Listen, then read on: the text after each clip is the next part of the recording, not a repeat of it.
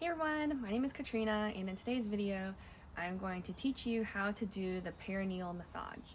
So if you are pregnant and you're wanting to learn how to prepare your body and your pelvic floor for birth, this video is for you. So if you are looking to prepare your body for birth, specifically your pelvic floor, you may have heard of the perineal massage. Now, the perineal massage, also known as the pelvic floor massage, is a manual technique that you can do to help stretch and lengthen the pelvic floor muscles. During birth, your pelvic floor stretches up to 250%. Now, there are different exercises that I can link below that will also be helpful to help lengthen those muscles and create elongation in those tissues. But doing a perineal massage is also an additional kind of technique that you can add on to your program to help you prepare for your birth. So your pelvic floor muscles are located at the bottom of your pelvis. So this is my pelvis here. Now your pelvic floor muscles are located front to back, from your pubic bone to your tailbone, and then side to side between two sits bones. So it's kind of like this oval or circular area here. Now when you are in the pushing stage, or when the baby is coming out, your pelvic floor muscles need to lengthen and to open up to allow and accommodate that change in the diameter of the baby's head. So doing a perineal massage can really be helpful. So to do that, I'm going to demonstrate it a little bit on my tangerine. I'll also kind of use my pelvic model as well. The perineal massage can be started around 32 to 34 weeks of your pregnancy.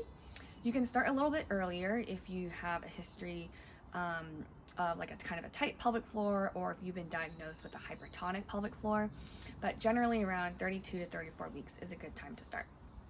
Now, you can do this on your own, or you can have your birthing partner or your spouse or whoever is going to be helping you out do the massage. So this is just going to be a visual representation of the vulva. So the vulva is going to be at the bottom of the pelvis. So you can imagine that this would be the anus at the bottom. This would be like the urethra or the clitoris, and then you have the vagina in the middle. Now the perineum is the space between the vaginal opening and the anus. So that's usually where most of the tears or the stretch happens. So one major benefit of doing perineal massage, in addition to teaching your body how to lengthen the muscles, is that it can help prevent the risk of having more severe tearing. Now, it doesn't necessarily prevent having absolutely no tears, but if you can prevent any tearing that kind of goes into the anus, like more severe tears, 3rd or 4th degree tears, that is something that would be nice to avoid. So when you're doing this perineal massage, you are going to use one finger. Now you are going to insert your finger, or you have your partner insert the finger into the vaginal opening, and you're just going to insert up to one knuckle. So just one knuckle.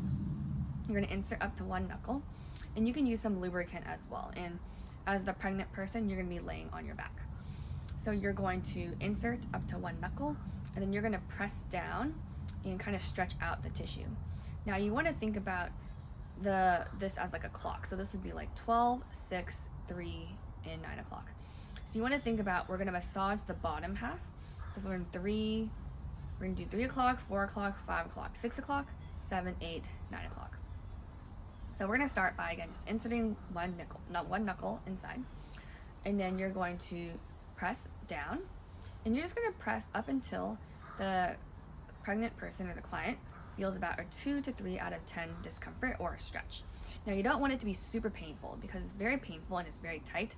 You're going to probably be like clenching up.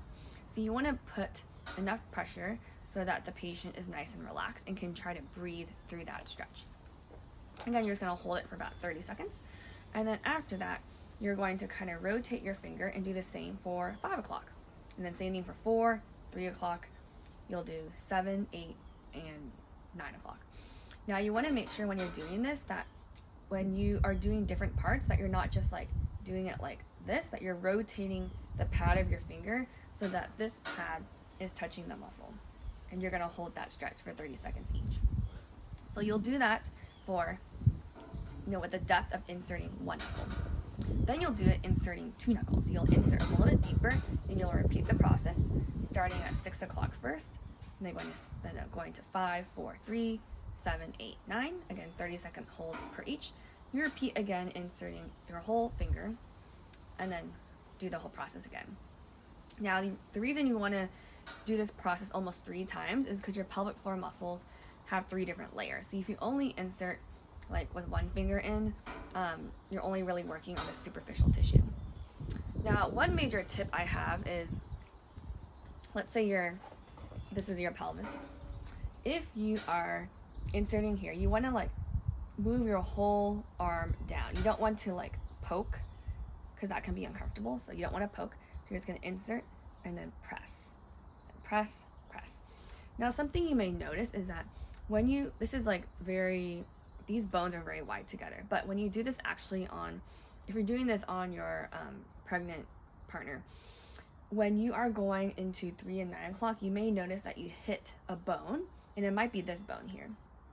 And if that's the case, no need to kind of like keep pressing on it. Sometimes people's bones are a lot more like narrow, like sometimes people's pelvises are more like this. So when you're doing the perineal massage, you might reach the bone a lot quicker. And that's fine, don't need to continue to poke on it, but that's just what you might be feeling if you're feeling like you just hit like a bone, like there's nowhere to go. And in that case, you don't really need to massage a bone, you can just focus on massaging the muscles. So again, just as a recap, the pregnant lady is just, lay on your back, whatever's comfortable. We have a few pillows behind your head, and then it's a lot easier if your spouse or birthing partner does it for you, because if you have this big belly and you can't really reach, it's going to be a lot of work. So that's why it's important for the other person to do it. And then you're just going to stretch the muscles. So again, you want to work on all 3 layers. So start with 1 knuckle in, do from 3 to 9 o'clock, and then do the second knuckle, 3 to 9 o'clock, the whole finger, 3rd knuckle, and then 3 to 9 o'clock. So that is what you'll do. And again, you can do this around 3 to 4 times a week, starting from week 32 to 34 of your pregnancy.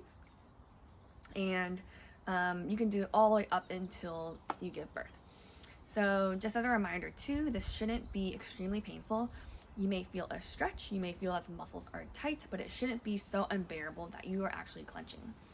Now, when I am instructing patients on doing this, I also recommend that the pregnant person, practices their diaphragmatic breathing. Inhale, think about relaxing and ballooning the pelvic floor open. And then when you exhale, imagine the pelvic floor muscles recoiling back to its return position. So think about doing some nice deep breathing when you are while your partner is doing the massage on you. And again, any type of lubricant works. Water-based lubricant works well, or coconut oil also works too. So I hope that video was helpful. I know I've done kind of like a video on this in the past, but it was more of a short video. So this is a longer version, and I hope that answers some of your questions. If you have any questions below, feel free to drop them below.